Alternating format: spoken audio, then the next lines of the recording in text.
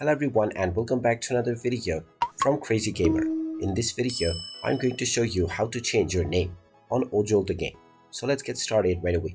First of all, open up the Ojol game on your device. And if you're playing the game for the first time, you will be asked to enter your preferred username. You can simply type in your desired username and proceed forward. But if you made some error while entering your username, or if you have used the same username for a long time and you wish to change it, click on the profile icon at the left side from the main menu. You will then be taken into the profile driver screen. Just click on the edit icon at the left side of your username, and now you will be able to enter your new desired username.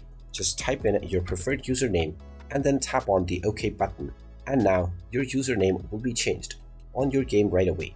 You can come back to this menu and change your name as many times as you want if it is available. And there you have it.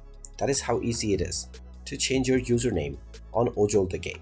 If you find this video helpful, make sure you hit that like button and subscribe to our channel if you haven't done so already. Also ring that notification bell to never miss another update from us. Thank you for watching, and I will see you again in the next video.